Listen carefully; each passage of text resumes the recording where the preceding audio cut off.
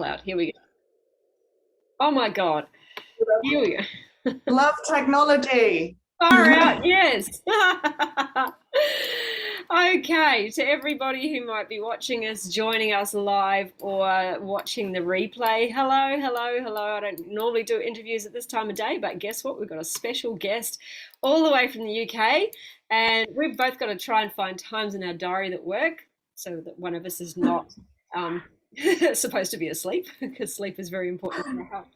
So, everybody who is here, welcome. And I am going to introduce to you Bianca, the plant-based transition coach. She is the go-to transformational coach. Let me start that again. This is Bianca. She's the go-to plant-based transformational coach. She helps leaders adopt a plant-based lifestyle through powerful and unique habit coaching methods. And her own experiences and hurdles in life have helped her make the transition to a plant-based lifestyle a simple process to follow. Oh my goodness, let's start that again. Using her own experiences and hurdles, Bianca has made the transition to a plant-based lifestyle a simple process to follow. And along with this, she also combines health and life coaching as well as nutrition training to create the most powerful transformations for her clients so they feel in control, well-equipped and confident to make positive, healthier choices in every aspect of their lives. My goodness, it must be late in the day for me. Done a lot of talking. Hello. Welcome. Reverse next time. It'll be my evening, your morning. Yeah, okay. Welcome. It's so good to have you here. Thanks for joining me. And I'm going to throw it over to you, essentially. Talk us through your story. You've got an interesting story of what brought you to plant-based eating, and then wanting to be a plant-based coach. So why don't you you can add to your introduction if you like, and just talk to us about your story.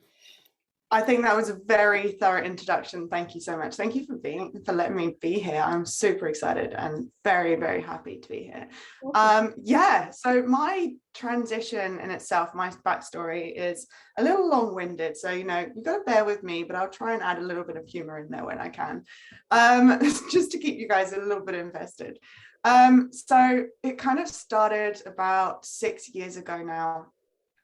And I was in hospitality. So I've been in hospitality for most of my working life.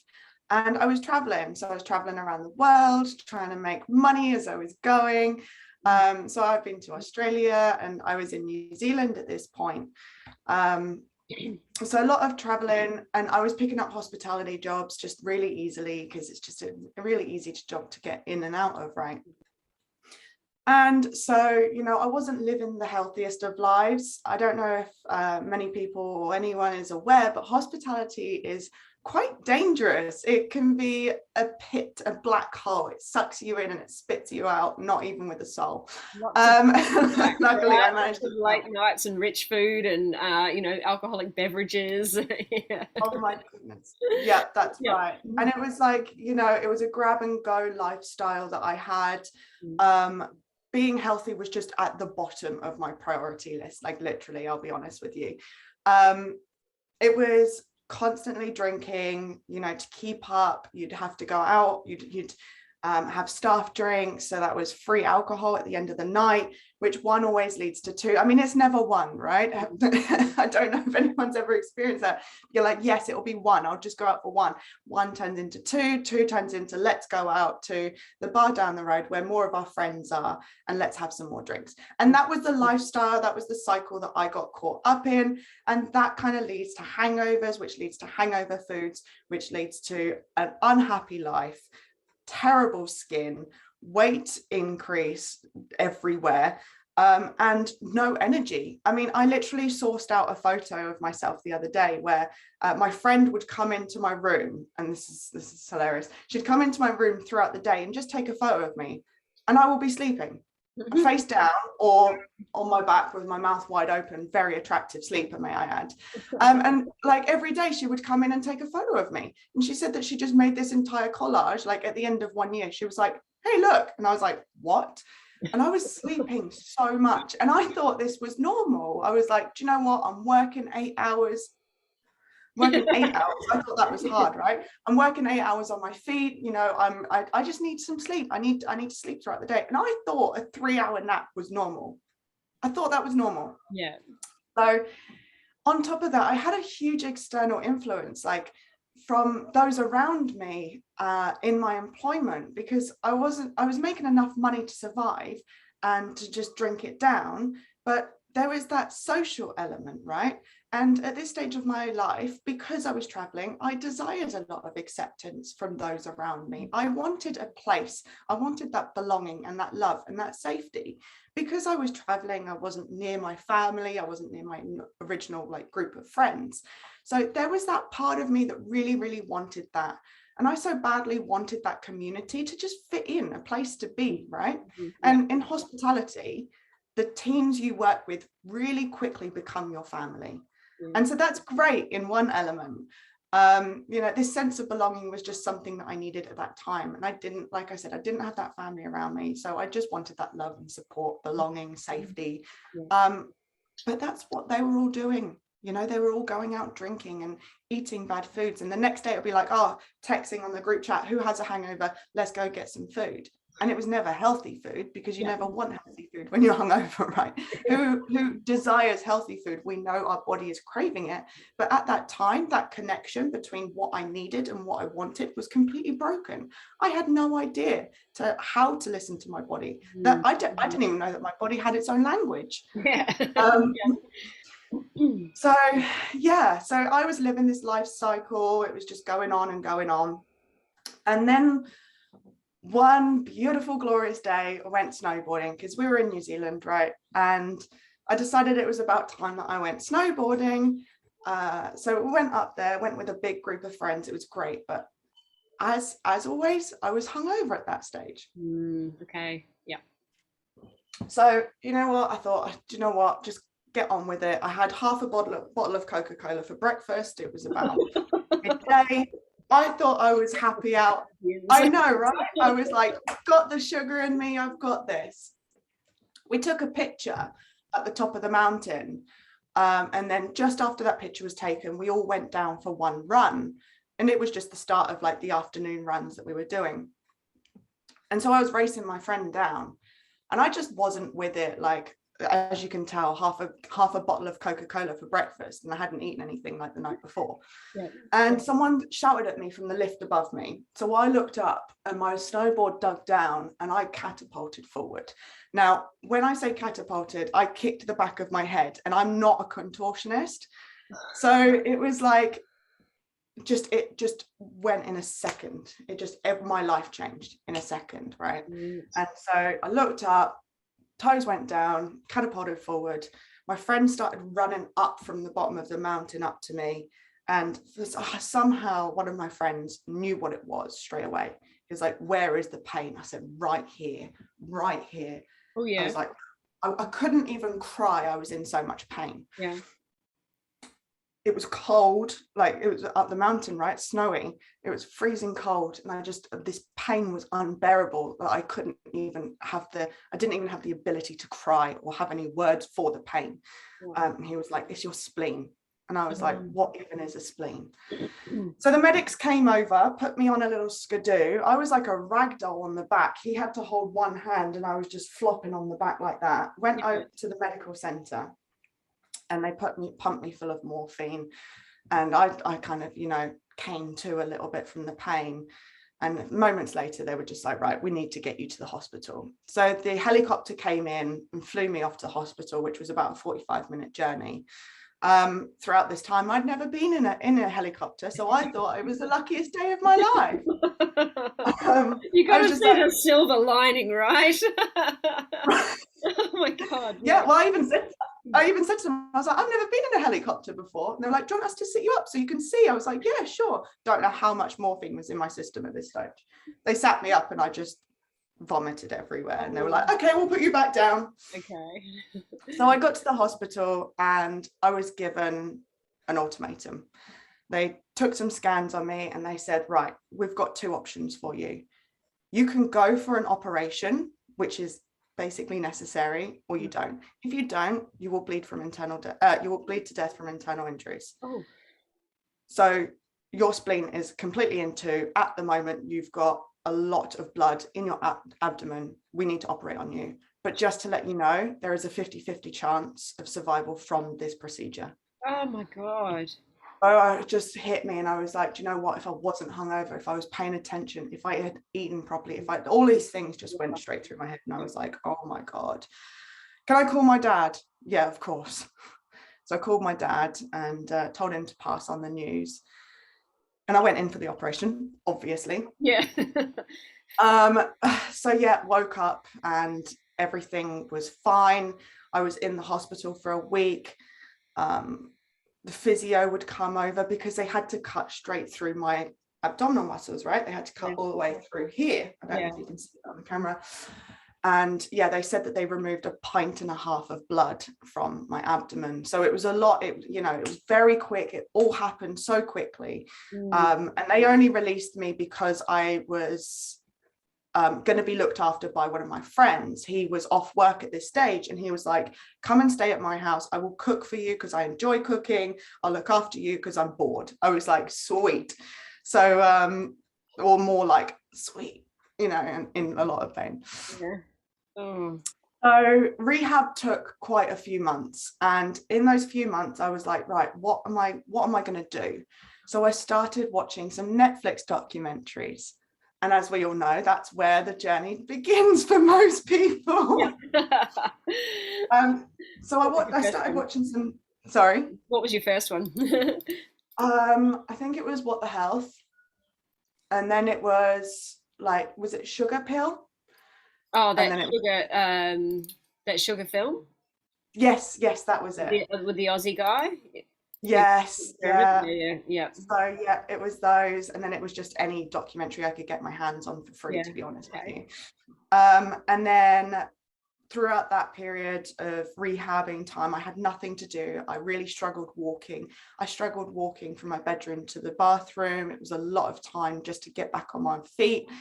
I had to do all the physio and exercises myself. And so I watched a lot of these documentaries and started researching about health, because I was like, well, if I wasn't hungover, if I wasn't just drinking a bottle of Coca-Cola, maybe I would have been in a slightly different mental space. I literally nearly died from this mistake, and I can't do that mistake again. It was just it was like that epiphany of wake up. Crap. Yeah, exactly. It was that wake up call. Not necessarily a wake up call that I needed, but a wake up call that happened. Yeah. So I started learning about nutrition then, and I got into the rabbit hole, and I was like, oh my goodness, the power of food is insane. It wouldn't have necessarily only just helped me through that day and given me the fuel that I needed to have the concentration, but it's going to help me. The power of food will help me lose weight. It will help me de-stress. It will help reduce inflammation. It will help with my skin, this, and this. And it just snowballed. And I was like, mind blown. And I was like, how do more people not know about this? How is it not common practice? How is it not at school, not in work for them to be teaching us and educating us about nutrition? And so I got really, really angry really quickly at the world. I created a booklet for my stepmom, and I'd only just started researching about nutrition. I created this little booklet, 28-page booklet for my stepmom. I wrote it back and all on A4 paper. I hand wrote it, and it was about sugar, decreasing your meat and your dairy and fish, and increasing your vegetables. And I gave it to her, and she was like, wow, this is amazing. I sent it off via post. It was like, the internet had never happened. Yeah. And I sent it off via post, and I'd made this little booklet, and she was like, wow, this is amazing. To this day, this was at least 6 years ago. 5, 6, oh my God, we're in 2022. 7 years ago now. To this day, she still uses that one booklet. She's Wow. still. Oh, that's so cool. Yeah, exactly. So through rehab, let's bring this back around, sorry.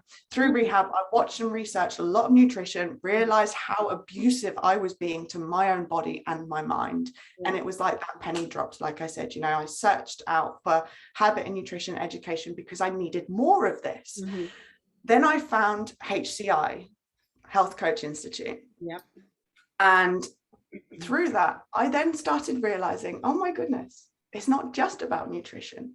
It's about stress management. It's about exercise and movement. It's about nutrition as well, but it's about mental habits, and it's about breaking those bad habits down, increasing your better habits, increasing your good habits. So I went through that and I did the health coaching and the life coaching. And I was like, wow, this is so much information. Let's try and apply this to my own life. So I planned on following my health and coaching methods that we learned through HCI, and implementing as I went. And I learned very fast that a true transformation really isn't just nutrition, but it's so much deeper than that. And it goes deeper to deep habit coaching. So I made it my mission then and there to complete this certification. But it wasn't without its difficulties, I may add. It was difficult to be the odd one out at work because people were still doing the same things. People were still going out drinking and doing their own thing, right? And I was just the odd one out for being the healthy person.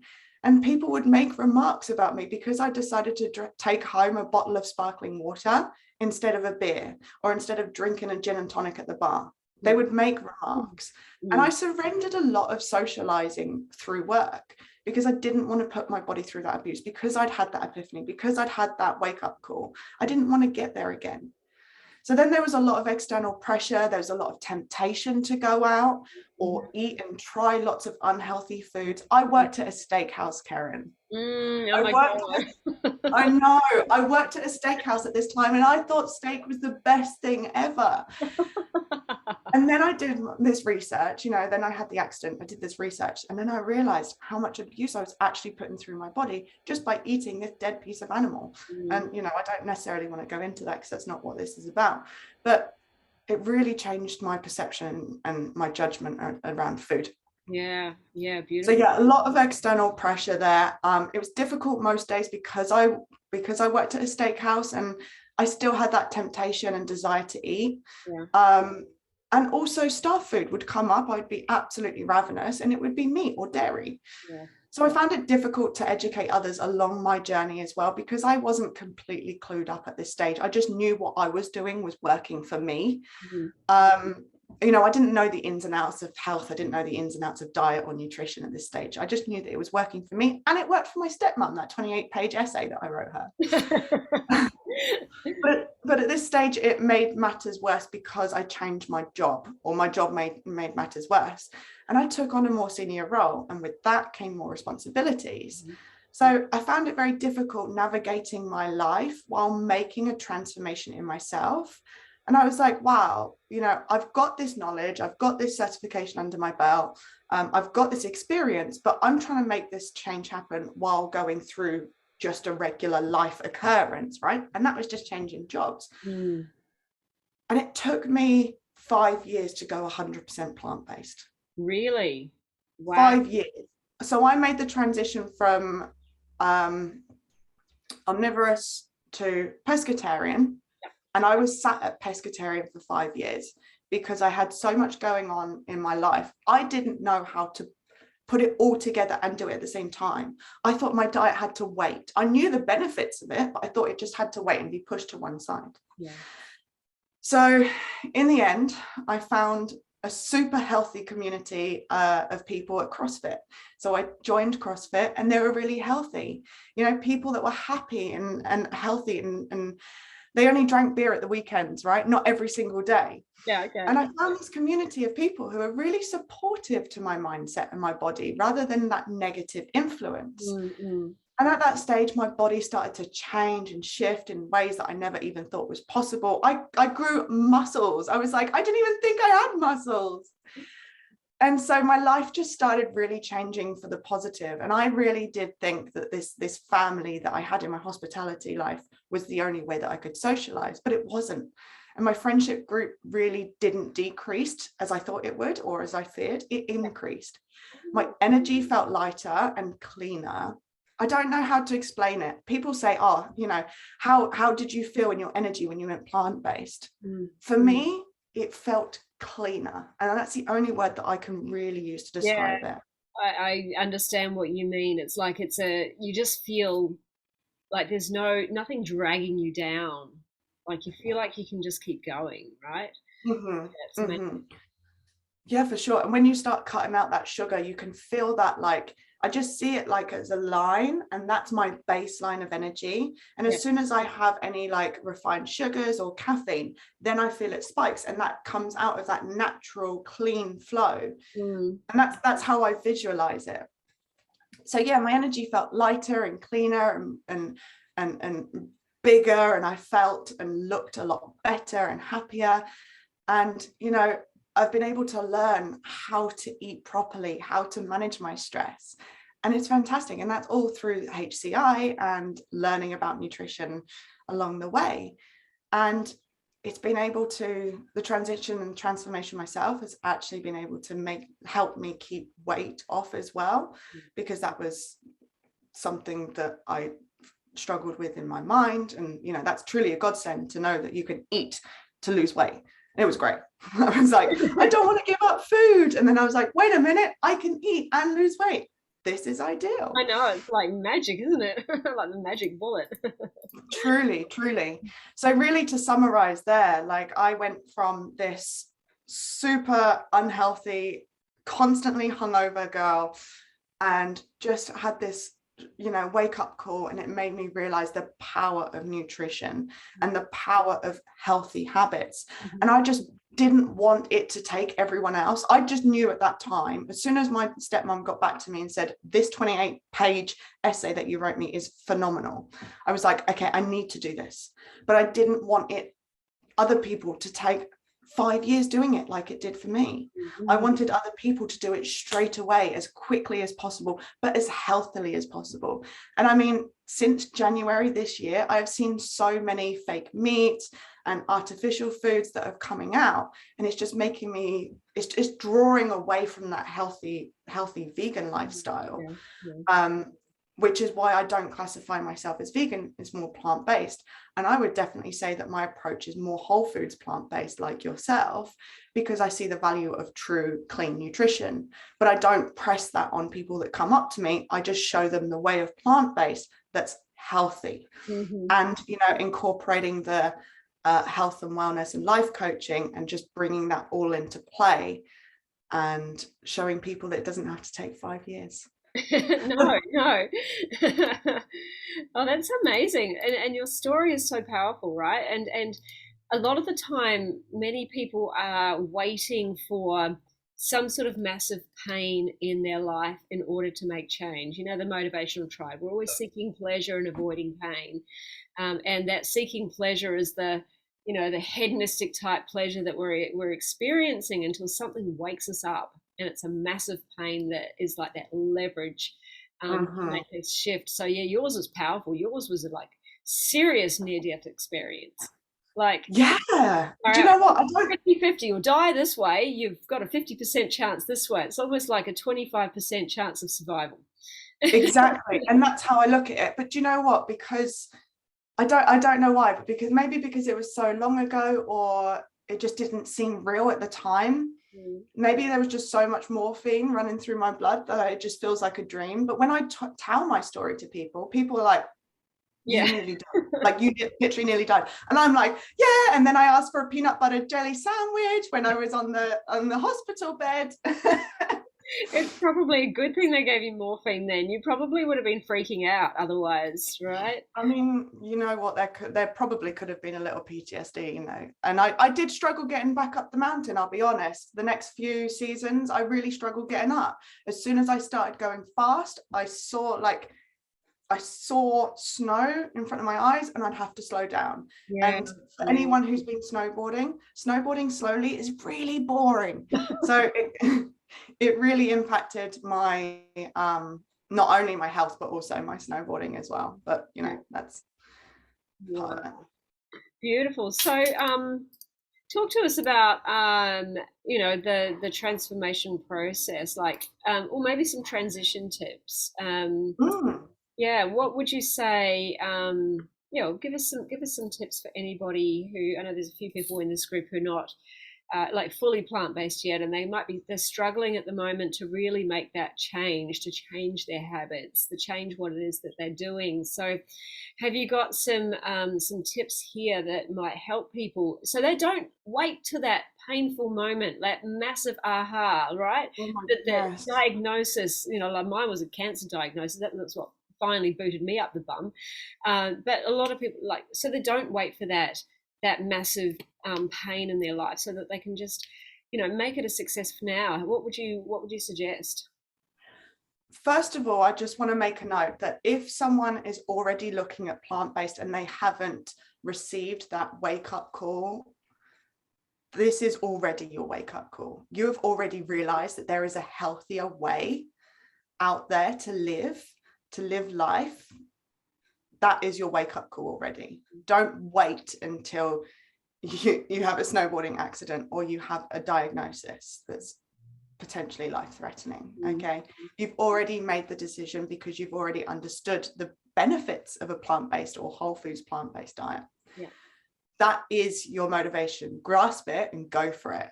I think really, before I mention some top tips, some powerful aha moments for me which generated my favorite top tips really, Yeah. is your mindset will be the biggest barrier to your success. Yeah.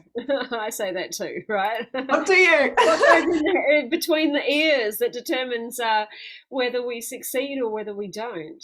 I wrote a post about this today that will be going up soon, but I won't talk about it yet. Hand it back to you. Mindset. Sorry. I'm ruining your post for later. Sorry. Oh, no. This is exactly what I talk to a lot. Like, it's how you think about it. So yeah, talk to us with regards to mindset here. Yeah, absolutely. Your mindset, really. I really struggled with this because I didn't realize that it was the mindset that was holding me back. So my whole journey, I mean, it could all be down to the 5 years. But I really didn't progress because I didn't understand that there needed to be a huge mindset shift. The biggest one for me is going from a lack mindset to an abundance mindset. Now, what do I mean by that? So a lack mindset, as you know, Karen, is we go into this world going, oh, whole foods, plant-based. That means I can't have this, I can't have that, I can't have this and that and this and that and this and that. But there's never that shift of, okay, so what can I eat? You know, we're always here in the lack mindset, and we need to make that shift into the abundance mindset, the abundance thinking. Imagine if you wrote a list of every single fruit, vegetable, nut, seed, legume, everything that you can have, grain, can't leave them out. Beans, can't leave them out. If you wrote a list of everything that you can have, you'll be like, oh my God, there is actually so much I can have.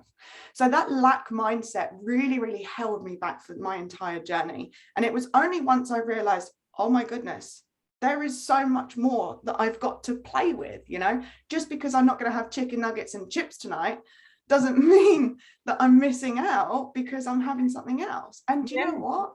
That push of creativity, that push of, oh, well, let me go and do a little bit of research about legumes. Like, what is a lentil? What even is a lentil? And then, you know, working out that there's different types of lentils. They taste slightly different. The texture's different. They work better in different meals. Pushing me outside of that very small comfort zone into this world of possibilities and opportunities. And yes, I'm using those big words with food, was definitely the biggest shift for me. And then as soon as I realized that there was a whole wealth of foods that were waiting for me, that was when I was like, wow, wow, there's so much here. Yeah, I was about to say, Dr. Bolsowitz, Will Bolsowitz says there are 300,000 edible plants on this planet. There's more than anybody can taste in a lifetime, right? Yeah, We get to eat them yeah. all. We get to eat them all. So most people are, are rotating the same. I don't know what it is. If you're eating meat and two veg, usually it's probably the same five vegetables every week. Even plant-based people, like, often don't. If you are not so much whole foods, you're probably not having that many vegetables. When I was vegan, I thought I was having a lot of vegetables until I went whole food plant-based. It's like, oh, now I'm having vegetables. Mm-hmm, mm-hmm, Oh yeah, there's an abundance out there. Go and explore it. mm-hmm, mm-hmm. And that was really like that aha moment for me is one of my top tips for sure, because it was the biggest change. Like if anyone can take anything away from this, is be open to a mindset shift. Whether it's the lack to abundance mindset, or whether it is an understanding or a mindset where you know what you need to do and others might bring you down, but you need to be within yourself and understand what your motivating factors are, what the reason why you want to make this shift. Whatever your mindset shift is, just be open to knowing that there's going to have to be a shift in there regardless. I think that's probably one of my biggest top tips.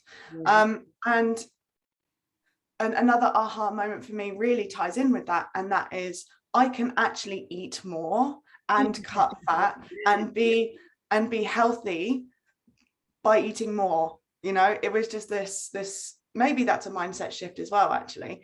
But yeah, that was a really big aha moment, and that because I was just like, oh no, I'm gonna have to not eat much. And my salads, oh my god, I don't have a bowl, Karen, that's big enough for my salad, so I have to use a mixing bowl.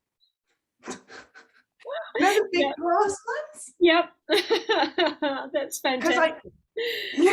Because I eat so much of it, and that's great. I get to eat so much food and be healthy and feel satiated and actually thoroughly enjoy the food. So yeah, they were my big aha moments, which definitely transpire into some top tips. But I would personally say start with 6. Get 6 savvy. So what do I mean by that? Really hone into 6 dishes, and that's all it is. Start with 6 dishes. Figure out 2 breakfasts, 2 lunch, 2 mains. Repeat. Have that on rinse and repeat. And as soon as you can make these dishes without even looking at the recipe, you will be so comfortable, probably sick of them by now, but so comfortable with these that you will start to naturally change things. You will swap out your protein in that dish. So you might go from one type of lentil to a different type of lentil. You might go from lentils to tofu, and that will start bringing in that creativity. But you've always got those 6 meals, 2 breakfasts, 2 lunches and 2 dinners to go back to. You've always got those, and that's a comfort thing for me as well. And my clients they're like, right, okay, so 2 breakfasts, easy. I'm going to do oats and a smoothie bowl, and I'm going to really get into those, and I'm going to find out what I enjoy. I'm going to find out what combinations I like. Lunches, okay, sweet. I'm going to have tofu scramble on some sprouted bread today, whatever it is. And then you can really, once you get savvy with those 6 savvy, you can really start changing and moving things around in those dishes, and then that creates that creativity and that imagination and that inspiration. One thing that I noticed when I went into plant-based is I don't enjoy cooking. Like, I really don't. I love your shows, your cooking with Keza, but honestly, if you were to watch me cooking, I'd be like, oh yeah, a little bit of that, a little bit of this. Don't worry, I'm like that too. It's like, oh yeah, but and then I'm like, oh, people probably want to know how I'm making this. I better write that down. Yeah, I'm just like, yeah, so that was about a teaspoon. Yeah, so I realized very quickly that I don't enjoy cooking. However, putting together a meal simply and quickly is a lot easier than it sounds, and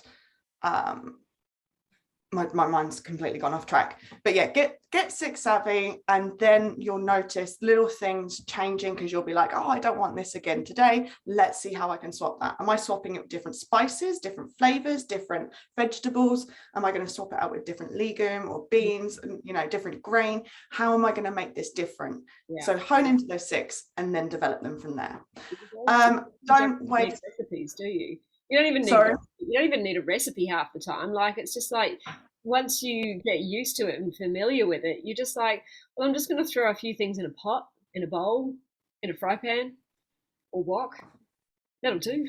Mhm. Splash with soy sauce or tamari, you know, bit of Right? dressing, done. Yeah. I know there's some people who post the what I eat in a day. If some people saw what I ate in a day, air fried spuds and a green smoothie for dinner becomes sometimes a staple when I'm working late at night. I just need something quick. Oh, that's great. Yeah, like sometimes it's as boring as that, but yes. I mean, let's be fair, we're not chefs. We've got jobs to do. We've got clients to see to. We've got content to create, right? So we don't have necessarily time to make these big luxurious meals every day. No. Why would I then expect my clients to do that Yeah, too? exactly. Yeah, yeah. Don't overthink it if you don't have to have this big elaborate recipe. It's not really necessary. No. Yeah. No, for sure. And it's nice to do sometimes, and then you can really get really fast again. Like as soon as I find a recipe, I will do it and do it and do it and do it until I can do it without looking at the instructions, without looking at the ingredients beforehand. And then it just becomes so quick and easy because you're so used to it. And then I get a new recipe in. Yeah. Beautiful. So yeah, top tip number 2. Oh my goodness, I wish that I would have learned this throughout any of the 5 years that it took me. Don't waste your energy on idiocy. Boom. I couldn't agree with you more. Don't argue with idiots on the internet. Oh my goodness. Don't argue with idiots. Yeah. You'll be surprised as well by the amount of Where do you get your protein? Calcium. Where do you get your Sorry, I'm interrupting you. I just thought that was amazing.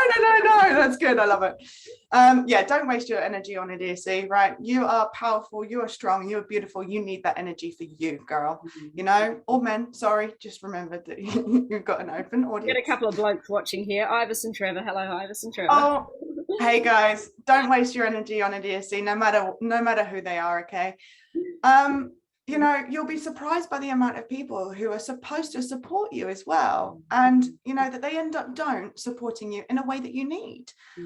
For example, one of my clients the other day, she said that she was going to hey, if you're watching, she said that she was going to food, or the family were going to come over for food. They were going to have an Indian takeaway, and she didn't want that because it wasn't in line with her goals.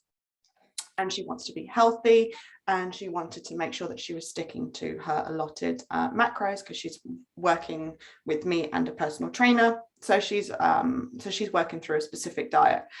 And one thing that she was really concerned about is speaking to the family and them saying stuff like, oh, why aren't you going to just do this? It's just one dinner. And she was actually surprised when we said, right, okay, well, why don't we approach them and ask for them to support you in a way that's productive for you, not for them, because that's different. Because as soon as they hear, oh, can you support me? They'll come over and you've all got your food in front of you. And that's when the smart remarks come out. That's when the arguments start coming out, and people want to pry on you. And, we're just here trying to do a good thing for ourselves. So in the end, she told them, look, I need your support, and this is how I want your support. And when it came down to it, they gave her the support in the way that she needed, not in a way that she had received previously, which is, oh, so, why are you too good for our food? And they say it in jest, but with every little one is chipping away at your belief, and it's creating more doubt in your mindset as well. So really asking people around you, the ones that you love and the ones that care for you, to support you in a way that you need to be supported. And yes, you are going to have to tell them how you want to be supported, but that is setting healthy boundaries.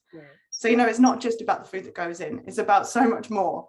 Yeah, I agree with the support thing so much as well. And not even just your family, but your friends as well. And I think it's super important, particularly particularly when you have specific goals, not even just the way you're eating, but like when you've got specific goals, you know, if you're going to eat at somebody's place and they might be cooking dinner for you, like you don't want to rock up on the day not having told them what you can and can't eat, or what you do and don't want to eat, and then find that they've made something for you that you can't eat, and then you start, you know, you go through the battle in your mind of, well, do I eat it and to please them because I'm scared of losing their love, or do I say something and then annoy them because I'm not going to eat their food? You know, it's always I recommend to people, always get on the front foot with somebody.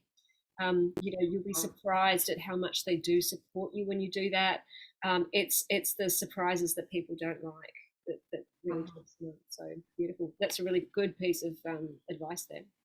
And going back to what you said when I said don't waste your energy on idiocy, don't, unless you're on a debate team, unless you are a keyboard warrior, and unless you're a troll, don't bother. You know, conserve your energy, because you're going to need that for your transformation, because this is your time. You've put so much effort and energy and love into other people. Now you've made the decision to make a transformation for yourself. Keep that energy and don't let others' negative energies come onto you. Don't let that transpire into you, your motivation for your transformation. So yeah, anyone who starts barking at you and saying, what about your protein, what about your calcium, I just turn around and say, do you know what, that was a very good question. At the moment I'm not completely clued up, but I know what it is that I desire and what my end goal is. So thank you for your information. I might take that on board, and I'll probably get back to you with an answer, or a comeback with an answer when I'm completely clued up, you know. And that just got me through a lot of it. And yeah, there are going to be some people that think that you're wrong, but we know you're right. We know we're right? Yeah, of course. And you know, and also if you are clued up on this stuff, like a lot of the people, like particularly in this group, they've watched all the documentaries, they follow all the experts, they know all the stuff.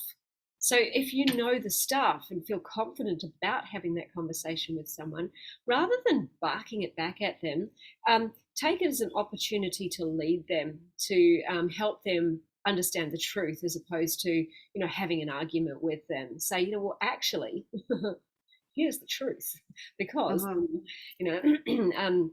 you know, you go into that information with them, and look, you know, if they don't react the way you expect them to, or the way you want them to, you can just back off after that and go, you know what, it's okay, we'll talk about this later. Change the subject. Isn't it a beautiful day? Yeah. Yeah. Beautiful. Yeah, any more tips from you? Yeah. This actually leads into my big aha moment that I mentioned earlier. Create a list of all of the possible foods that you can have. Yes. Categorize them. You can use it as a shopping list. If any of the things that do not appear on your list that are in your cupboard, put them out of sight. I'm not telling you to throw them away, because this is just the first step, right?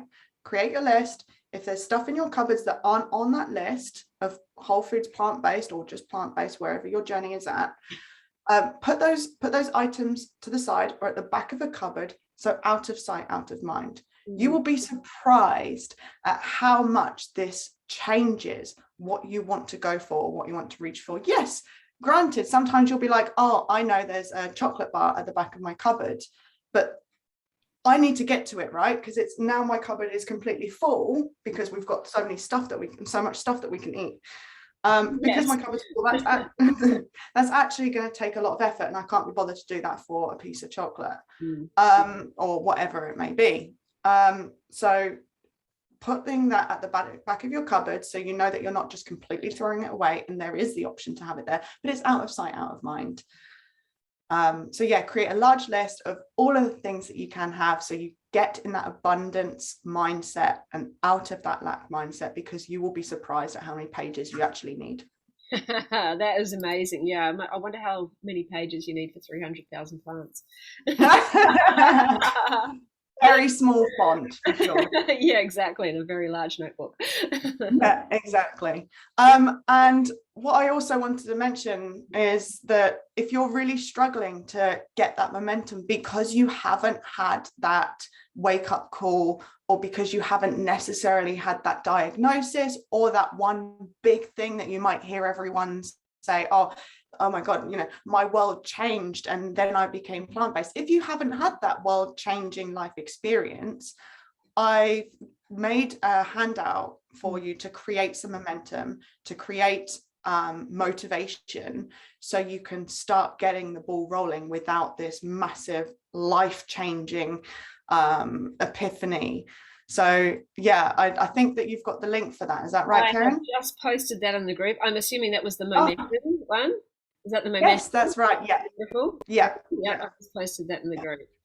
Fantastic. So get that momentum, like like we said, you don't need that life-changing experience. The fact that you're already here, maybe watching this video, you've already realized that there is some transformations that can happen for the better.